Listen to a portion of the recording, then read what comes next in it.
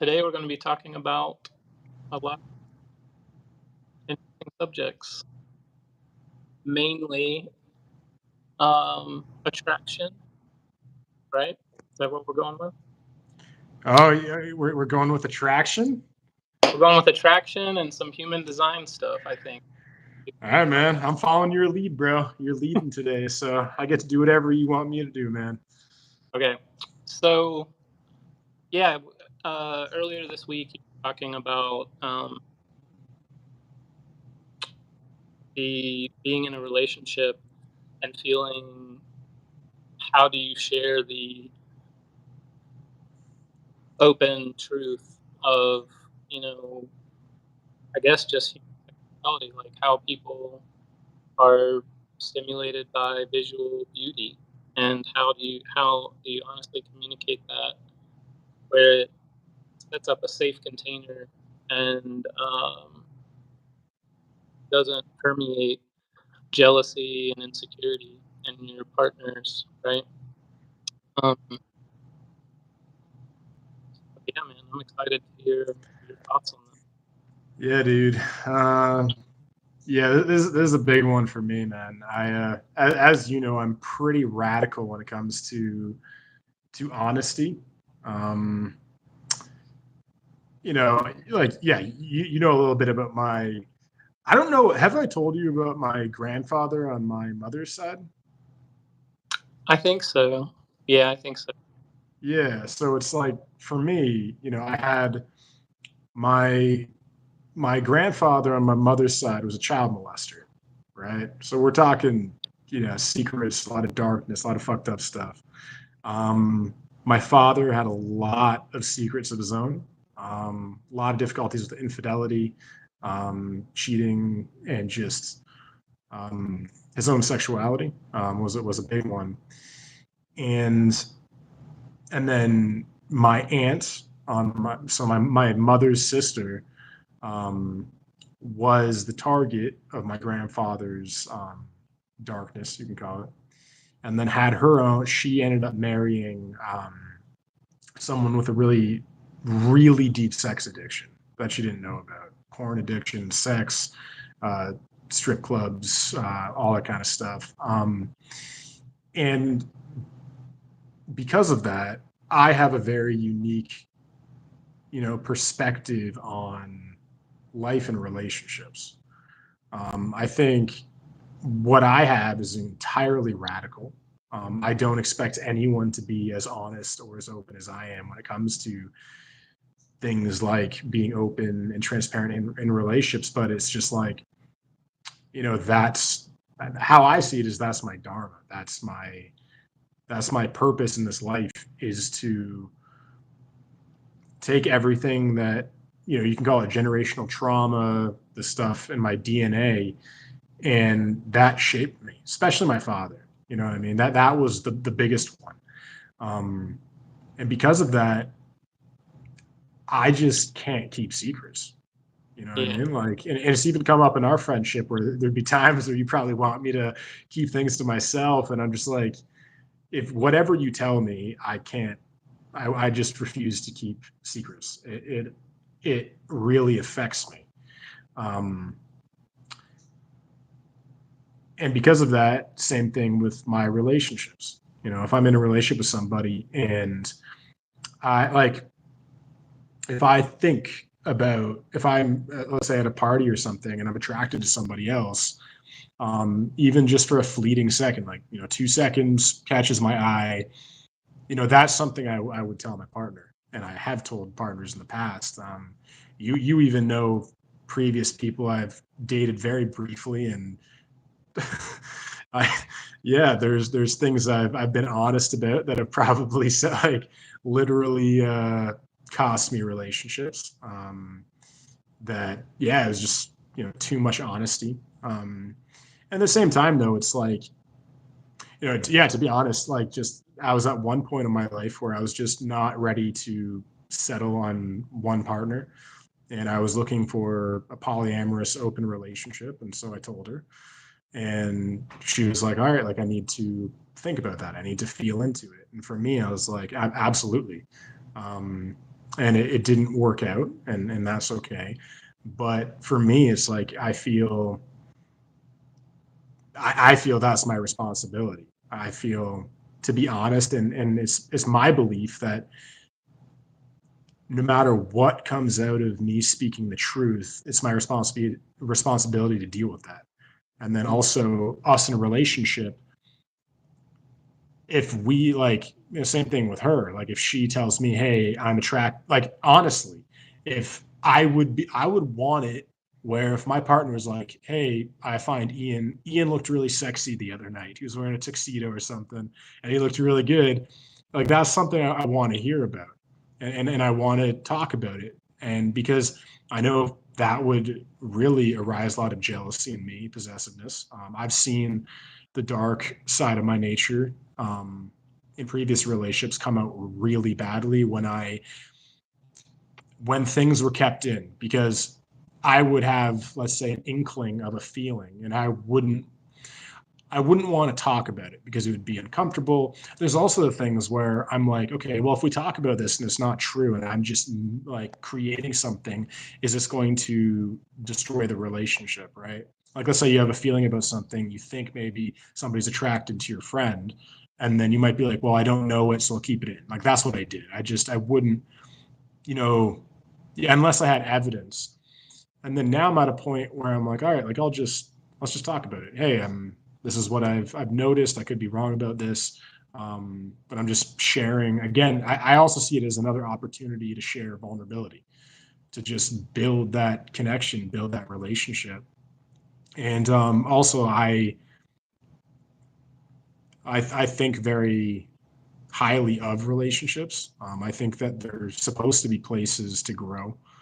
Um, and I feel every time I'm afraid of something and I share it with my partner, it gives both of us, it gives her an opportunity to understand my fears, my insecurities.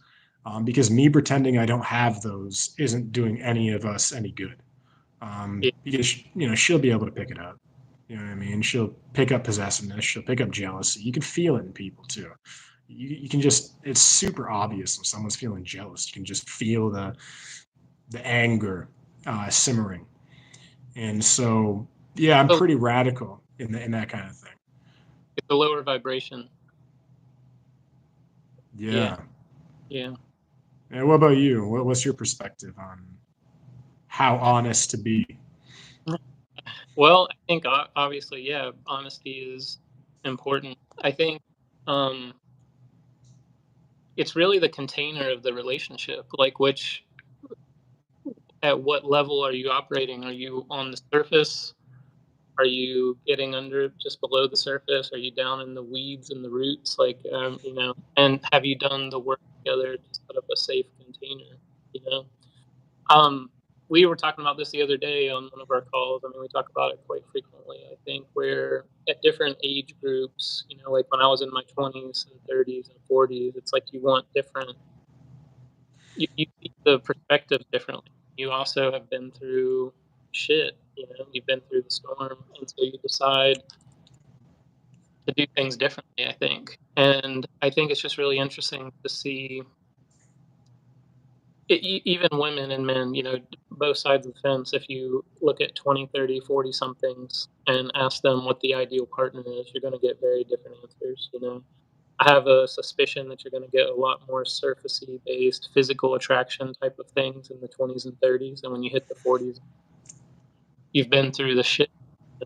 You've seen what those solely soul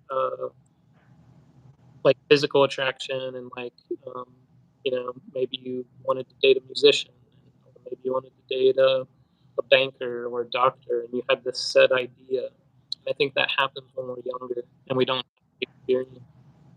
Once we learn that people can surprise us, when you allow there to be more open mindedness and more to play in the universal energies more than just the way someone looks. And obviously, looks are important, but I think like as people get older and they go through the ringer, they realize like it's not really about not really about a job type or even money. I've seen women and men marry into families that have money, and it ended up being more stress than they've ever had in their life, trying to fit into that mold because they weren't truly happy in their relationships, but they had all the material things that they could ever want. So, what's interesting is this morning on my reel feed or whatever, 50 Cent was saying there was an interview with him where he was basically saying there's people with no money living better than us at the highest levels of rich. Basically to sum up what he was saying that if you have true love connection and your partner is nurturing and supporting and loving, he's like, you could be in a one-bedroom apartment and have the greatest life ever.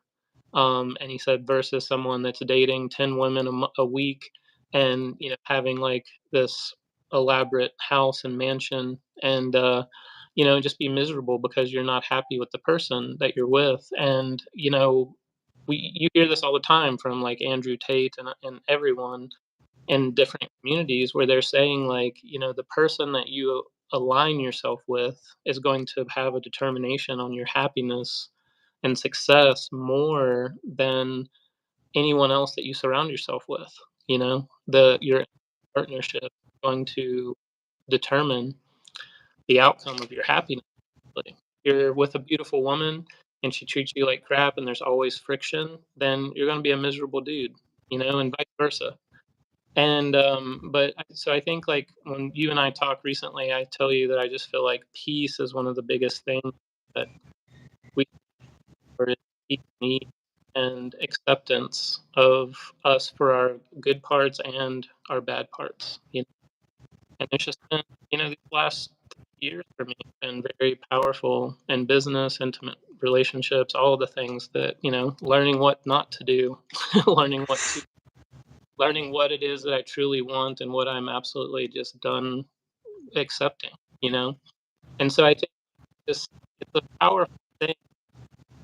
So I think that's the first level of that container. And the second one is, um, once you have that honesty, where do you go from there? Does it lead real resolution or is it just more story?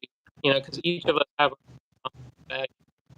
And so, like, let's say someone has abandonment issues, your partner, and you're telling them on a consistent basis how you're attracted to others.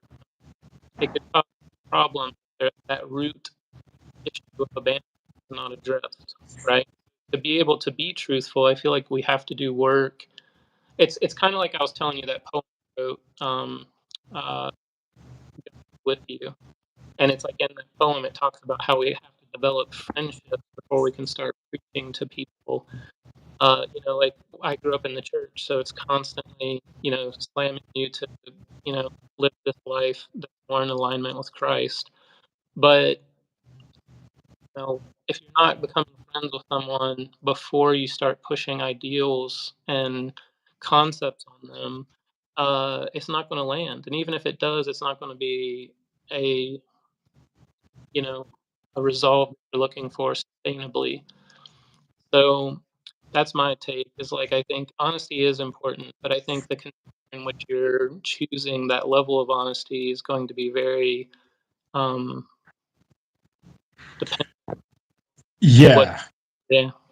Yeah, no, I absolutely agree. And that's why when I made the comments about honesty, I don't view it like, yes, I part of it is the simple aspect of honesty of, okay, this is what's going on with me. I want to share that with you. The other part of it, I see honesty as the opportunity to resolve those traumas. Um, because, Jordan Peterson talks about this, right? It's like, if you have a challenge, exposure therapy is one of the best ways to get through it. And it's not that exposing yourself to the thing makes the thing any less scary to you. It makes you more brave. And Yeah. that is how I view honesty. I view it as, if I'm honest with you, then, because also this is maybe I didn't state this clearly. if I'm being honest with you, I think it's my responsibility to hold a container for us to talk about it and me to hold space for you to deal with whatever that arises in you.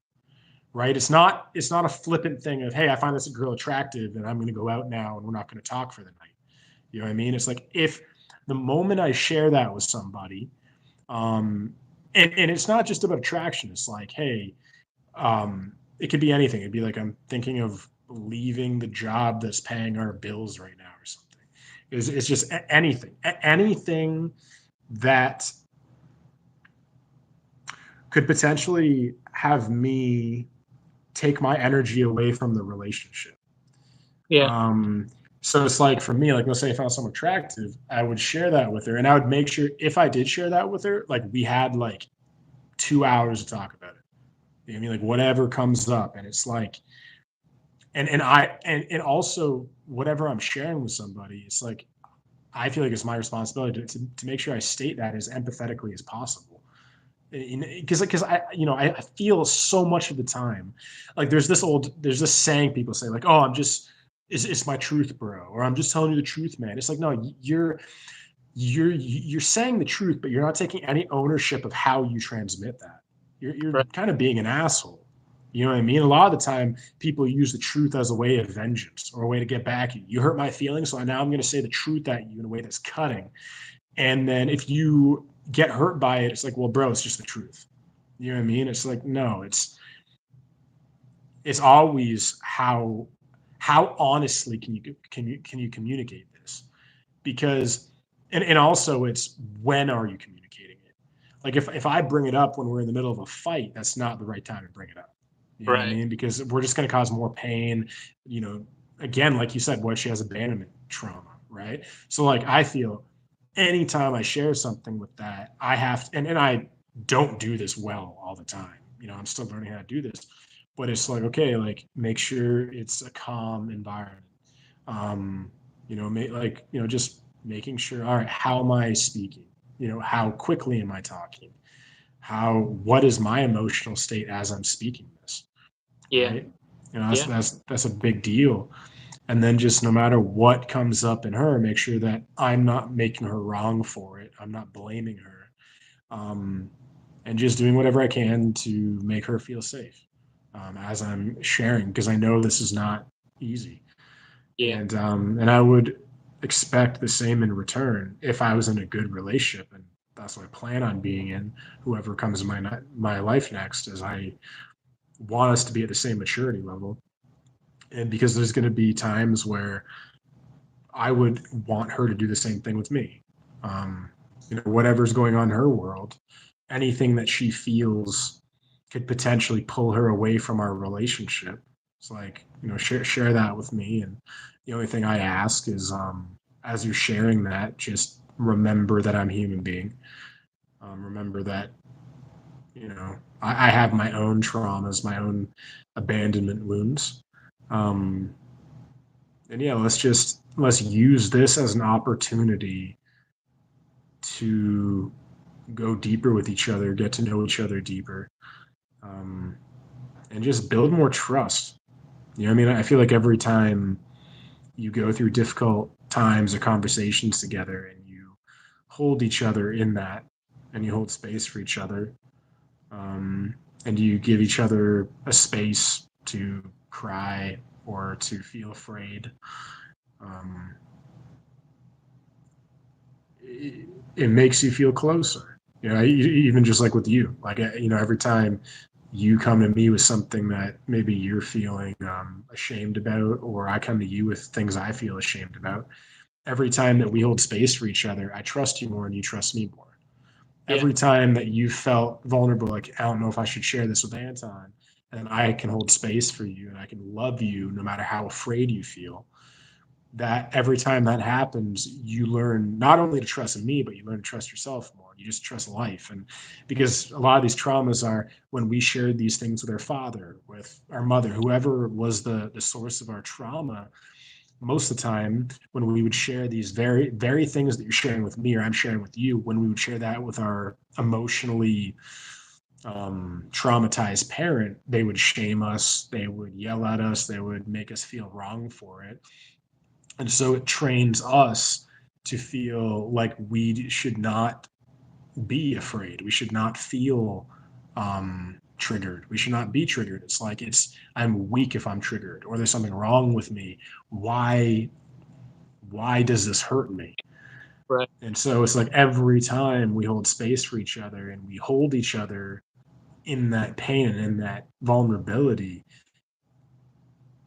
we trust each other more. And then that's ultimately what I want with a partner is I just want trust, and I want to I also want her to feel like I would never betray you. And because like the worst thing, or one of the worst things, is when someone breaks up with you unexpectedly, um, and you don't see it coming, because you don't trust yourself after that, because you go, I didn't see this coming. I didn't see this beforehand. And then she just randomly broke up with me, and then maybe she'd been cheating on me for several months, or maybe there had been things building up, and she's like, well, this has been building up for 2 years. Like, well, why didn't you tell me? Like, we could have, you know you didn't trust me. um I and again, so like, just the last thing I'll say about this is just, I just feel like every time you have a difficult conversation, if you can survive it, and if you can hold each other compassionately in that, I think you make each other more resilient, and I think you make your relationship more resilient. Yes, I think so, man. There's the study with the mice where they put the mice in the cups, the like water, and they make it to where they can't get out of the cup. I haven't heard of this one. Yeah, so I think the first, don't quote me on this. I'm just giving you the idea of this concept. I can't remember the exact amount of time, but I want to say like the first time was like 15 minutes. They put the mice in and they would swim and they would start kind of dipping and drowning at that 15-minute mark. So they would pull them out, put them on a little towel and let them dry off and rest, and then they would put them back in the cup. And so what's interesting about this study is that the second time that they went in, they had this idea that they were saved, that they were going to be saved, right? So they swam longer. It was like an hour and a half or something ridiculous. Wow. And so I think like there's people out there, man, um, who have been on their own for so long and they're so used to people not showing up for them. I think Yeah. their outlook on life is pretty hopeless, you know? You and me sometimes, man. I definitely know I fall into that sometimes. Totally. And I think but there's people even far off worse than what Yeah. we can Yeah. comprehend. And then there's people who will say like, "Oh, you have to do it yourself." And I feel like it's say that a lot, life is interesting, but like we're born into, and we are made in our DNA, we're wired to be communal beings. Like we are born into a family structure.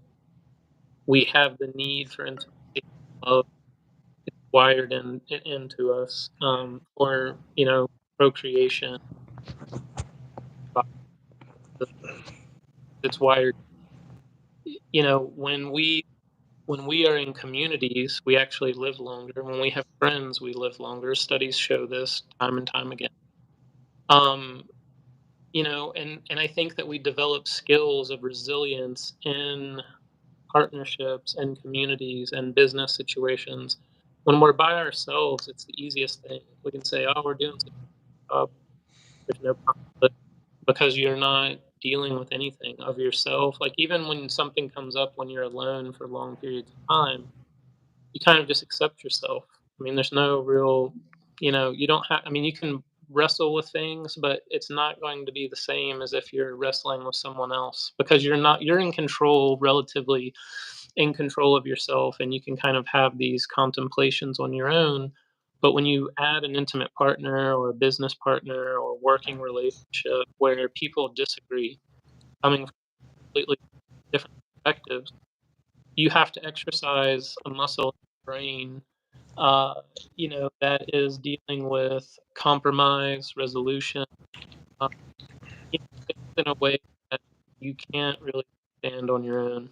And so I think it's one of the most powerful things that when you have, I think, have relatively calm people. If somebody's flying off the handle, has out of control emotions, it's relatively impossible to deal with, and you do have to walk away.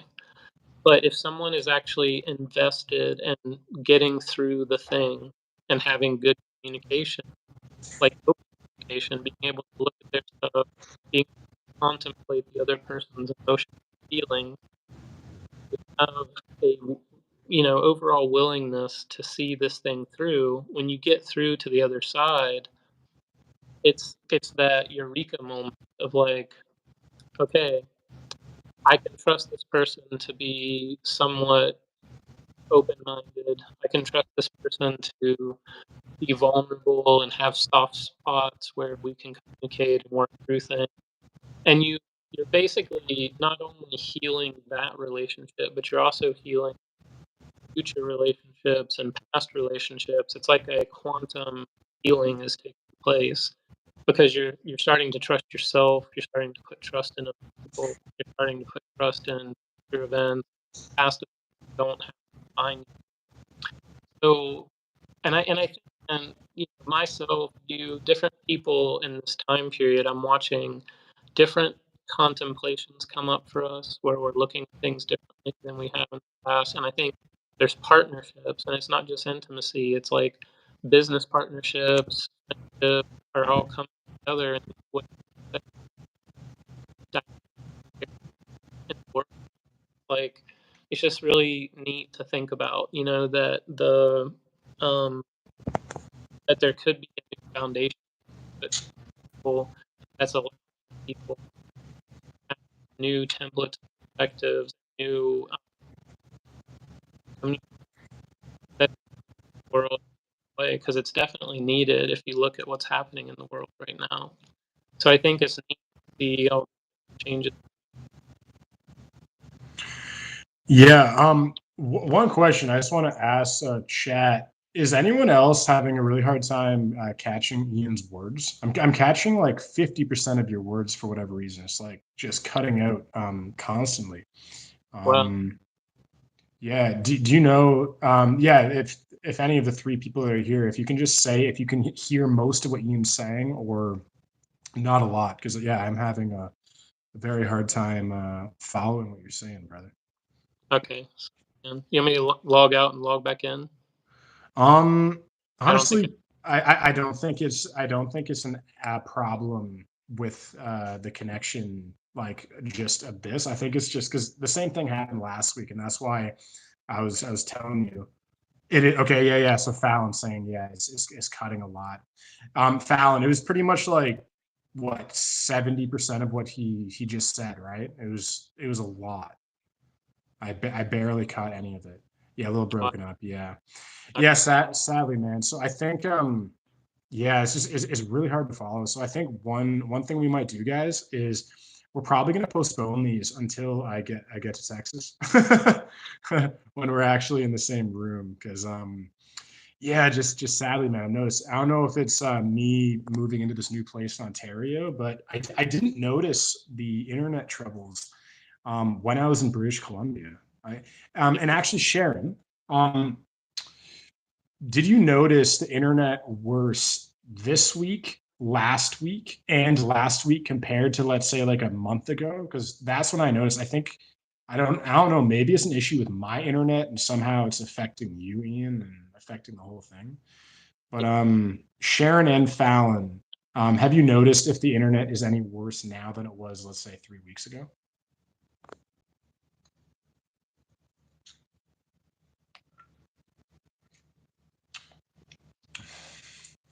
The They, waiting game.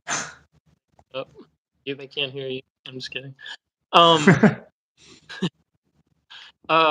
yeah, man. Well, do you want to talk a little bit about human design and about the workshop coming up?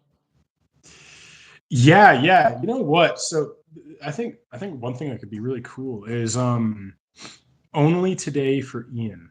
Okay. Have you only today? I'm not sure. It's been a bit since I've been on. Yeah, yeah, all good. But yeah, so Ian, I think one thing that could be cool is you're the mastermind. I think you and Fallon have been the mastermind for this event.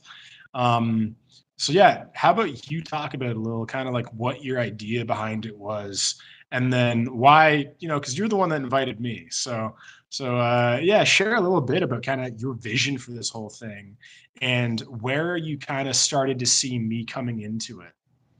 Yeah, I think I forced both of you into this, but yeah, I put out an album this week called Harmonic Hearts, and the premise was just to really focus on partnerships. But I think in my relationships, it's been limited the amount of partners that would partake in like together exercises like mindfulness things, intention setting, meditation, just setting goals together, having um, an experience that was a little deeper than just like date night. It's like building an empire or like helping support each other's, generational trauma healing or the baggage or deep wounds that we've had in the past. Um, so I think like just the focus of partnership and then like doing sound healing, meditation, and even some of the deeper rooted work that goes along with that. And so that was the premise of putting that album together. And the thought just, occurred to me that Fallon's really awesome at meditation, and she's doing more in that direction. And it's just thing with the work that she's doing and the work that you're doing. Both of you are excellent coaches. Both of you guys have really personable skills for holding space for people. I think both of you are good friends and like in alignment with what I see.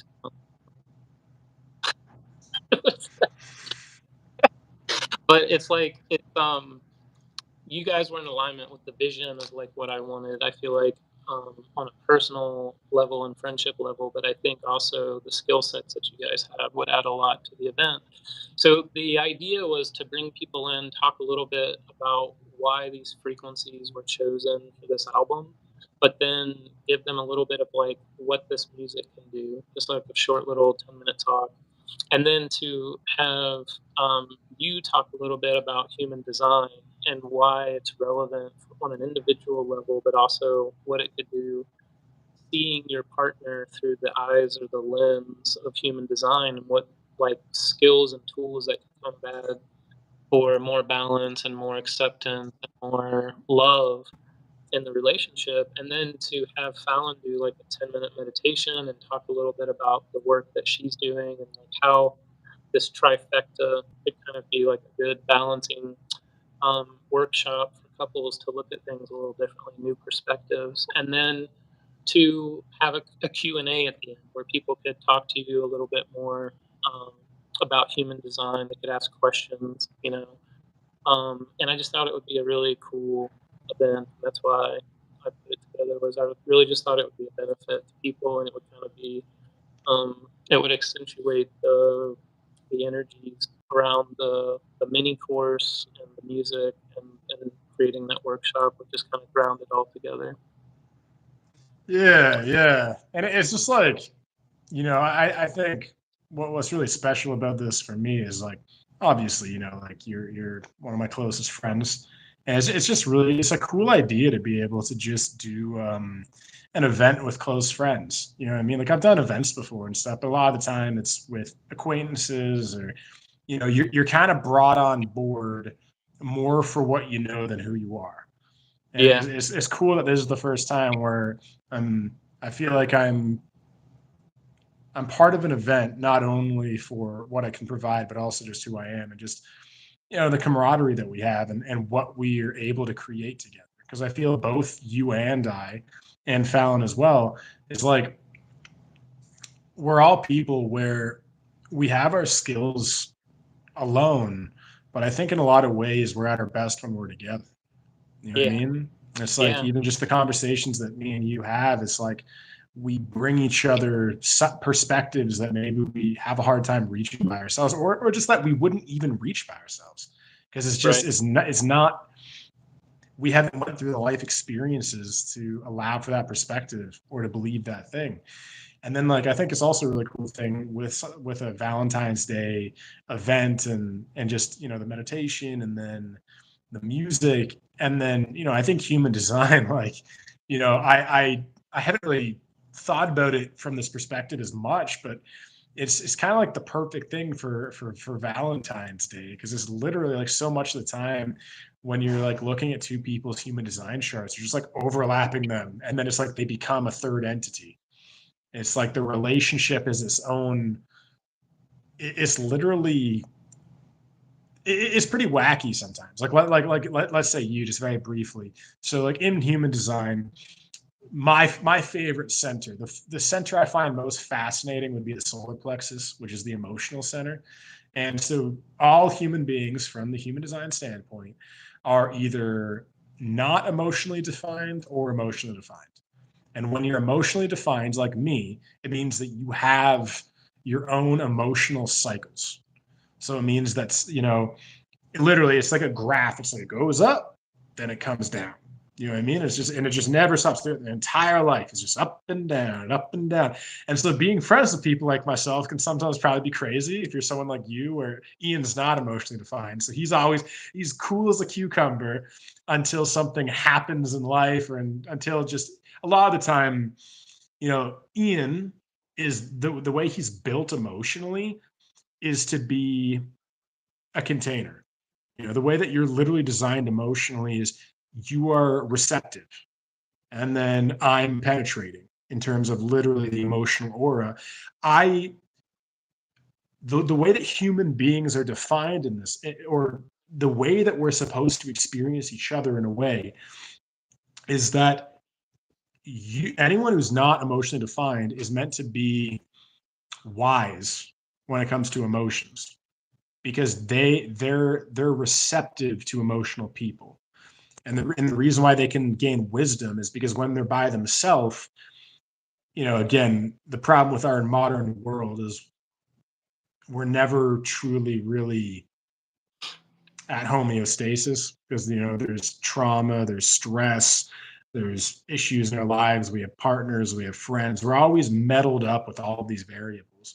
But like ideally, like if you were in the middle of the desert and you didn't have any stress, you would just be calm as a cucumber every day, all day, in terms of your emotional state, right? You can still feel fear, but in terms of just pain, sorrow, melancholy to ecstasy and passion, you would just be kind of in the middle, right? And it's like then when you meet other emotional people, you literally are receptive to their emotions. You take on their emotions and you amplify them. So really, like let's say in a tribe, the importance of the non-emotional person in a tribe is to gauge the emotional health of the tribe. Because if Ian is freaking out all the time and he's unemotionally defined, the tribe gets to go, oh, we're clearly emotionally fucked up because Ian's fucked up right now. Like, and then when Ian is serene and beautiful and he's super happy, the whole tribe's like, we're doing really good. Ian's happy. So literally, it's like, I'm the emotional thermometer, man. exactly. And the funny thing about human design is like there's 9 centers and they're all either defined or undefined. So Yeah. like what's really interesting is for shits and giggles the other day, I looked at Michael Jackson's chart, because Oh yeah. Michael Jackson's an interesting dude, right? Again, like interesting. When you think about someone who was born black and just I haven't looked into this enough, but just from the outside, you could look at that like this man really didn't like the way he was created. You know what I mean? Between all the nose surgeries and changing his skin tone and all of the things he went through, is like there's this deep difficulty at the core of him. And I looked at his chart, and he's what we call a reflector.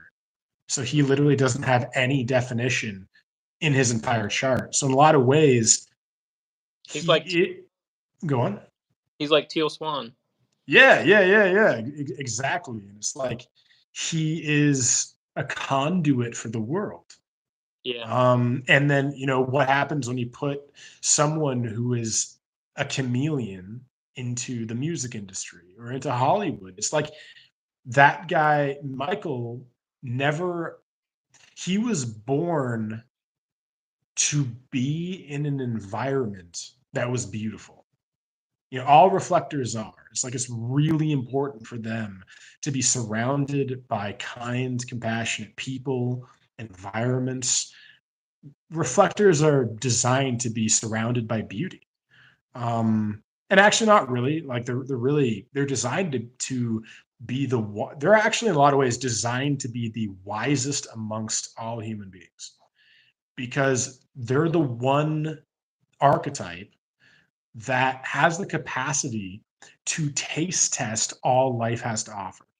yeah, They yeah, walk into an environment and they become the environment. They get into a relationship in a lot of ways, they mirror the person they're with.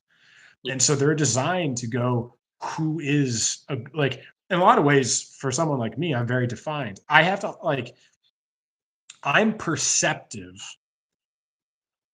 and I'm compassionate, but I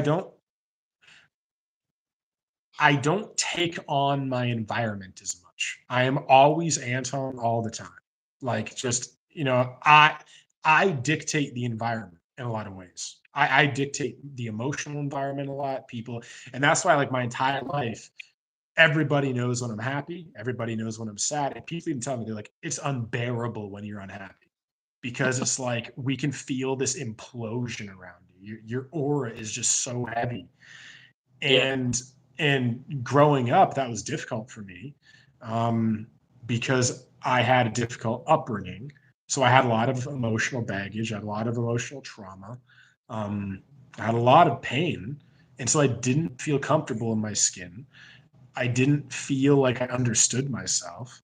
um, and I was this emotional powerhouse that was mostly melancholic, mostly, again, negative a majority of the time. And so I would just cause chaos and havoc everywhere. And people were just like, it was wild. I was like a wrecking ball. Right. And yeah, so the more defined you are in a way, the more responsibility you have over yourself. Because in a lot of ways, the average human being has 4 to 5 defined centers out of 9. I have 8 out of 9 defined. The only one I don't have is my heart. Um, so I get pumped up by the egos of other people. I naturally don't really have much of an ego. Um, actually, and here's the thing too. That a lot of people overlook when it comes to human design. Let's say you're a reflector, right? You have no definition. A lot of people are like, okay, well, so when a reflector is around somebody who's emotional, they're going to take on the emotions of that person, and they're going to walk away, and they're going to be completely devoid of emotion, you know. But in a lot of ways,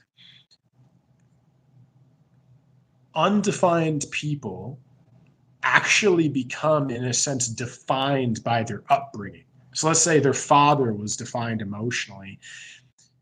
When they're around a consistent energy for long enough, they literally like almost take that on permanently. So it becomes their dominant field, right?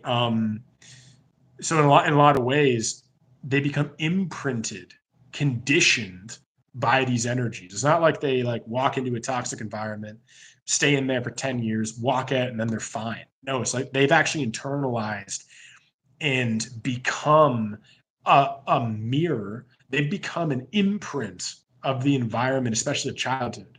So you get that whole like 0 to 7, right? I forget who said it, but they said, "Give me a boy to the age of 7, and I'll give you a man." And mhm, so not only are you in a theta brainwave state from 0 to 7, you're an alpha brainwave, just a sponge, observing your environment, taking everything in, and becoming and internalizing your environment. But not only that, but if you're also a highly undefined person from 0 to 7, you're going to have a double dose of condition. Yeah. right? Because your definition is a little bit like a shield from the world. But still, you can still be, for me, as much as I'm very defined, I'm still highly conditioned by my upbringing and by my father and by society. In a lot of ways, it's like I've just been, it's a lot of brainwashing in a lot of ways. It's like I am a certain way, but I've been told and shamed into thinking I shouldn't be that way and I should be another way instead. And so it's like that. And in some sense, that's why also at times I have a hard time with human design, because I don't think it's as black and white as a lot of the people that teach it would say. Because I think there's a lot of wisdom in it, but we still live in a society that even if you're the most defined human being ever and you have all 9 of your centers defined, you still live in a society that's going to shame you and just literally just again brainwash you when you're in a theta brainwave state into being something that you're not. So most people, in a way, um, a lot of people never. I was going to say they never actually get to become what their chart's leading them to become. But in a lot of ways, probably what they are is they are the chart in a lot of ways, but they're ashamed of what they are, and so they put on a mask.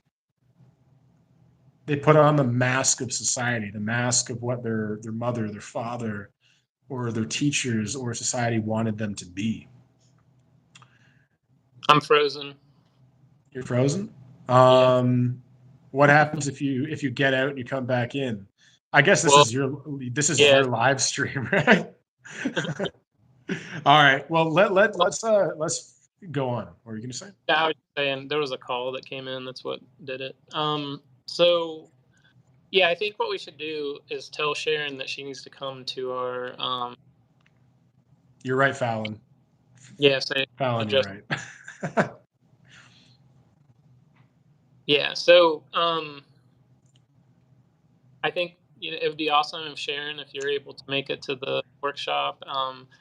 Fallon and myself and Anton are going to be doing this, and I think what's neat is to tell people.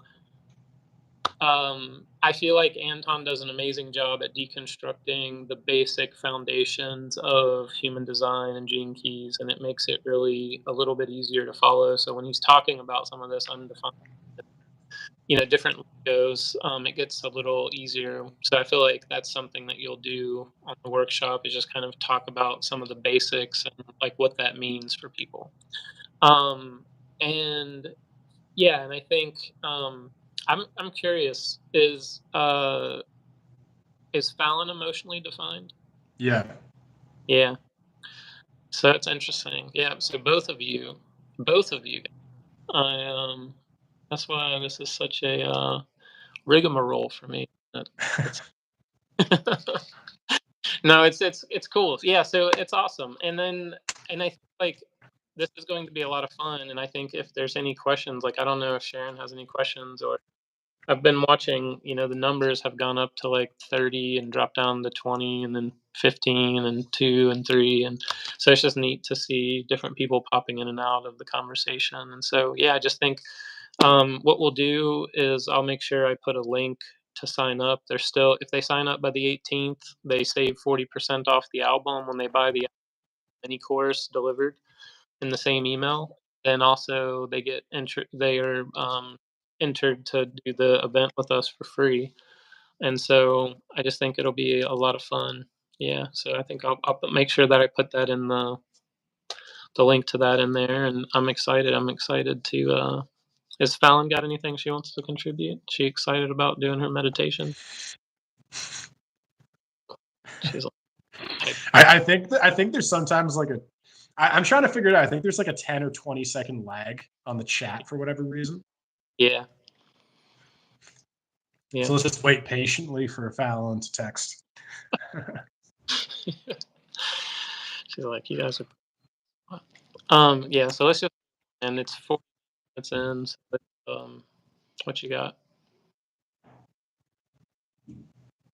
Were you talking to me or Fallon? No, you. What did you just say? He said, "Yes, I'm pumped." That's kind of a generalized answer here, Fallon. I thought we were looking for something a little different, and I'm teasing you. Yeah, so I think, like, we're at the 50-minute mark, so let's, if there's questions or, wanna go into anything else that you wanna cover before we end today? Um, yeah, I shared. I think that was yeah, that first part of the conversation has been on my mind a lot. Just like that honesty thing. I just like because if you're really going to live a life of radical honesty, you are going to hurt a lot of people.